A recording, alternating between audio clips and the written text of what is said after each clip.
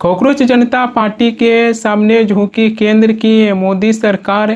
शिक्षा मंत्री धर्मेंद्र प्रधान आखिरकार आज शनिवार को दिन अपने पद से इस्तीफा दे दिए। साल 2014 से ही केंद्र की सत्ता में बैठी मोदी सरकार में पहला ऐसा मामला निकलकर सामने आया है कि जब छात्रों की जन आंदोलन देश भर में होना शुरू हुआ, इसके बाद केंद्र की मोदी सरकार की कैबिनेट में किसी मंत्री को अपने पद से इस्तीफा दिया है।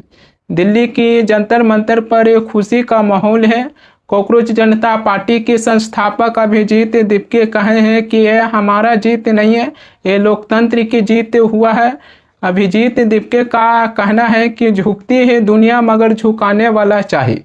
केंद्र की मोदी सरकार में यह पहला ऐसा मामला निकलकर सामने आया है कि छात्रों की जन आंदोलन के सामने मोदी सरकार की किसी कैबिनेट को मजबूर होकर अपने पद से इस्तीफा देना पड़ा है। हालांकि कॉकरोच जनता पार्टी इस्तीफा के बाद भी दिल्ली की जंतर मंतर को खाली करने का ऐलान नहीं किए हैं। कॉकरोच जनता पार्टी का कहना है कि केंद्र सरकार अभी भी हमारी एक मांगों को पूरा नहीं किए हैं।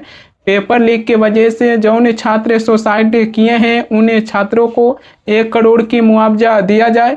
केंद्र सरकार हमारी इस मांगों को पूरा करेंगे तभी हम दिल्ली की जंतर मंतर को छोड़ेंगे। 24 घंटे के अंदर ही प्रधानमंत्री मोदी इंस्टाग्राम पर आकर 2 रील्स बनाए हैं। प्रधानमंत्री मोदी की इंस्टाग्राम रील सोशल मीडिया पर काफ़ी ज़्यादा वायरल हो रहा है।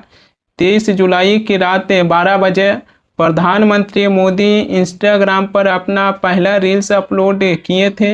उस रील्स पर 340 मिलियन व्यू आ गया है।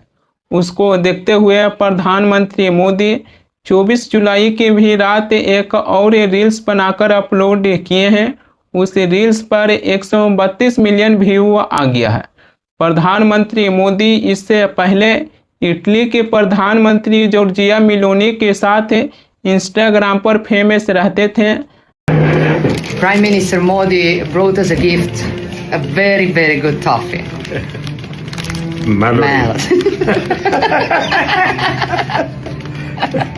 लेकिन अब ऐसा लगता है कि प्रधानमंत्री मोदी इटली के प्रधानमंत्री मेलोनी से कह दिए हैं कि इंस्टाग्राम पर फेमस होने के लिए अब तुम्हारी हमारी ज़रूरत नहीं है। हम अकेला ही आधी रात को इंस्टाग्राम पर आकर एक रील्स बनाएंगे। हम अकेला ही अब वायरल हो जाते हैं। मेलोनी को मेलोडी चॉकलेट खिलाए थे, लेकिन अब मेलोनी को ही रील्स बनाने के चक्कर में। Thank you friends. कल देर रात आपसे मिलने का मौका मिल गया। मेरे जो वीडियो पोस्ट किया था उसको जिस प्रकार से आपने रिस्पॉन्ड किया, सकारात्मक सुझाव दिए, थैंक्स टू एवरीबॉडी। ये आपका प्यार बना रहेगा, हमारा नाता और अधिक सक्रियता से जुड़ता रहेगा। थैंक यू दोस्तों। प्रधानमंत्री मोदी उनको भी पीछे छोड़ दिए हैं। उनका कहना है कि हम अकेले ही सोशल मीडिया पर वायरल हो जाएंगे। 24 जुलाई के दिन पेपर लीक को देखते हुए प्रधानमंत्री मोदी अपनी कैबिनेट की बैठक बुलाए। उस बैठक में प्रधानमंत्री मोदी अपने मंत्रियों से सवाल पूछ दिए कि सरकार के कितने मंत्री इंस्टाग्राम पर एक्टिव हैं। इस समय भारत की सबसे ज़्यादा युवा इंस्टाग्राम पर एक्टिव हैं। प्रधानमंत्री मोदी अपने मंत्रियों को भी निर्देश दे दिए हैं कि जौन मंत्री इंस्टाग्राम पर एक्टिव नहीं है, इंस्टाग्राम पर अपनी एक अकाउंट बनाकर रील्स अपलोड करना शुरू कर दें। रील्स बनाने की सजेशन दिए हैं प्रधानमंत्री मोदी अपने मंत्रियों को। इसी को लेकर अभिजीत दीपके टिप्पणी किए हैं। अभिजीत दीपके का कहना है कि देश के प्रधानमंत्री पढ़ा लिखा होना चाहिए। बिना पढ़े लिखे लोगों को देश के प्रधानमंत्री बना दोगे तो वही सजेशन देगा कि जो चीज़ सोशल मीडिया पर ट्रेंड कर रहा उसी को फॉलो करने के निर्देश देंगे। प्रधानमंत्री जी कैबिनेट मीटिंग बुलाई थी पेपर लीक रोकने के लिए, उस पर क्या क्या उन्होंने बताया, इंस्ट्रक्शंस दिए, वो मैं आपके सामने पढ़कर बताता हूँ। सारे मिनिस्टर इंस्टाग्राम पर एक्टिव हो जाइए। इंस्टाग्राम पर रील्स शेयर करिए। खुद को ट्विटर पर लिमिट मत करिए, इंस्टाग्राम पर जितना ज्यादा हो सके उतना ज्यादा रील शेयर करते रहिए। जिनके अकाउंट नहीं है वो सारे मिनिस्टर्स इंस्टाग्राम पर अपना अकाउंट बनवा लीजिए। ये है हमारे देश के प्रधानमंत्री का पेपर लीक के ऊपर प्लान ऑफ एक्शन। इसलिए हम कहते हैं कि प्रधानमंत्री का पढ़ा लिखा होना जरूरी है। इसलिए प्रधानमंत्री का पढ़ा लिखा होना जरूरी है। अगर ऐसे ही किसी को भी प्रधानमंत्री बनवा दोगे ना तो वो यही करेगा, जो चीज वायरल हो रही है, जो चीज ट्रेंड हो रही है, वो वही करने को देखेगा। प्रधानमंत्री मोदी की डिग्री को लेकर भी सवाल उठाया जाता है। खैर ये एक अलग बातें आ जाता है, लेकिन सबसे बड़ी सवाल खड़ी ये होता है कि प्रधानमंत्री मोदी के साथ हमेशा ही पढ़े लिखे लोग होते हैं। कौन ऐसे लोग हैं जो प्रधानमंत्री मोदी को सजेशन दे रहे हैं कि उनकी सजेशन सुनने के बाद प्रधानमंत्री मोदी अपनी कैबिनेट की बैठक करते हैं, उस बैठक में अपने मंत्रियों को निर्देश दे दिए हैं कि इंस्टाग्राम पर रील्स बनाइए और युवाओं के बीच अपना संपर्क साधिए। क्या इंस्टाग्राम पर रील्स बनाकर बीजेपी के मंत्री भारत को विकसित भारत बना देंगे? भारत में पहला आम चुनाव 1951-1952 में हुआ था। मतदान 25 अक्टूबर 1951 से शुरू होकर 21 फरवरी 1952 तक कई चरणों में चला था। ये स्वतंत्र भारत की पहला लोकतांत्रिक आम चुनाव था। 1951 और 1952 की पहला आम चुनाव में आज की तरह टीवी, सोशल मीडिया और इंटरनेट की सुविधा नहीं था। नेताओं को प्रचार करने के लिए काफ़ी ज़्यादा मशक्क़त की सामना करते थे। उम्मीदवार गांव-गांव और शहर जाकर लोगों को संबोधित करते थे। पद यात्रा और जुलूस भी निकाला जाता था। जीप और बैलगाड़ियों पर लाउड स्पीकर लगाकर चुनावी सभा और लोगों को संबोधित किया जाता था। 1951 और 1952 के टाइम पर उम्मीदवारों को काफ़ी ज़्यादा प्रचार करने के लिए मशक्क़त की सामना करना पड़ता था। लेकिन अब देश के प्रधानमंत्री मोदी एक स्मार्टफोन उठाते हैं और पूरे ही देशवासियों को संबोधित कर देते हैं। इंस्टाग्राम पर रील्स बनाने की सजेशन दिए हैं।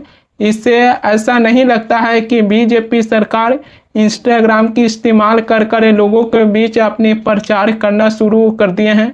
अगर इंस्टाग्राम जैसे सोशल मीडिया प्लेटफॉर्म आज के ज़माने में नहीं होता तो बीजेपी सरकार और बीजेपी के मंत्री घर घर जाकर लोगों के बीच संबोधित करते हैं। तब जनता सरकार से सवाल पूछते हैं कि पेपर लीक हुआ, इसको लेकर आप क्या एक्शन ले रहे हैं। लेकिन पेपर लीक होने के बाद जनता को अपनी ओर झुकाव करने के लिए इंस्टाग्राम पर रील्स बनाने की सजेशन दे दिए। संसद मार्च के दौरान दिल्ली पुलिस छात्रों पर शिकंजे कसने के लिए पैलेट गन का इस्तेमाल किए थे। दिल्ली पुलिस के ऊपर यह आरोप लगाया गया था तो दिल्ली पुलिस इस आरोपों को खारिज कर दिए थे, मगर अखबार को देखने के बाद पता चलता है कि दिल्ली पुलिस के पैलेट गन से अब तक कम से कम 3 छात्र गंभीर रूप से जख्मी हुए हैं। शुक्रवार को दिन लोकसभा में नेता प्रतिपक्ष राहुल गांधी साहिल नाम की एक युवक को मीडिया के सामने लाकर दिखाए हैं कि दिल्ली पुलिस छात्रों पर शिकंजे कसने के लिए पैलेट गन का इस्तेमाल किए हैं। राहुल गांधी उस युवक की कपड़ा हटाकर भी दिखाए हैं, जिसमें दिखाई देता है कि उस युवक की शरीर पर दिल्ली पुलिस की पैलेट गन की छर्रे दिखाई देता है। इसको कहते हैं पैलेट गन।